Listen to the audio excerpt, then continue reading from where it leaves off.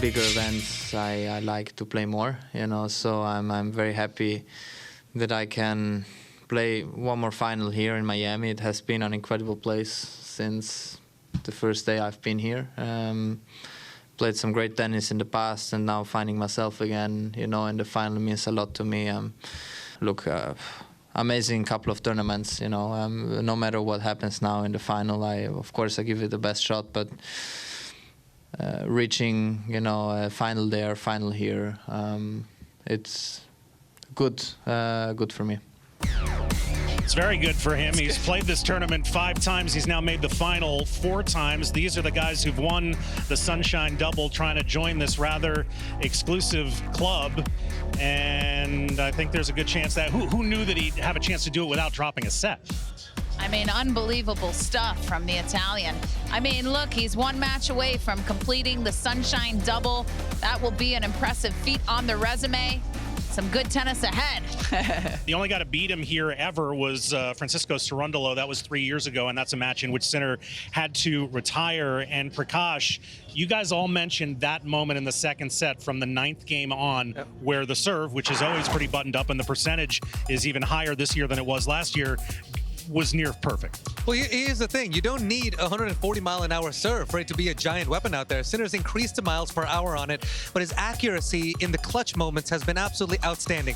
4-5 here in the second set, 16 serves to the rest of the match. He made all 16, and quite frankly, he only really missed his spot on 3 serves. You see 3 serves there in the deuce court where he slightly misses his spot. He's probably still getting a good +1 opportunity after that, but if not, it's either an ace or it's nearly a ball that just gives him a very controllable shot on the next ball.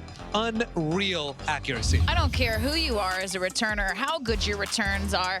No one wants to be returning against Jannik Sinner right now.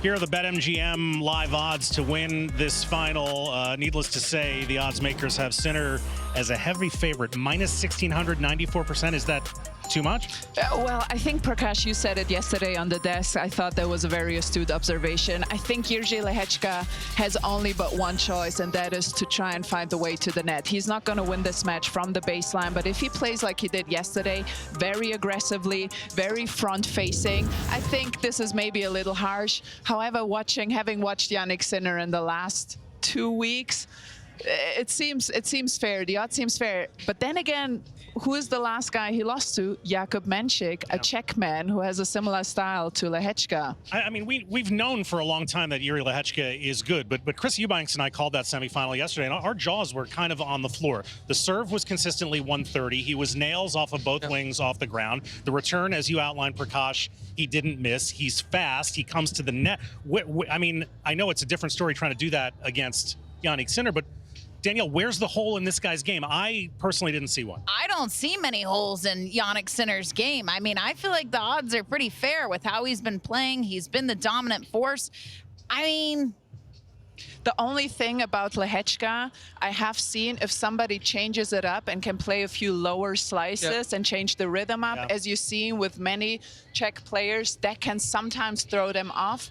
But the way he's played in the semifinal was absolutely outstanding. Lehecka's looked very confident all the way through, but I go back to that Mike Tyson quote where everyone's got a plan until you get punched in the mouth. I think the beginning is going to be really important. If he gets off to a good start, he may be one type of Lehecka out there. Sinner pops him, breaks him early, and gets off to a good lead, it might be a different story. The tennis he played yesterday is exactly the kind of tennis that he does need to play, and perhaps even up the aggression just a little bit. I like that Menšík analogy that you made. Menšík serves out of an absolute tree. So Lehecka has increased the miles per hour. He has increased the aggression. That's the type of style he needs to continue leaning into hard here. All right, so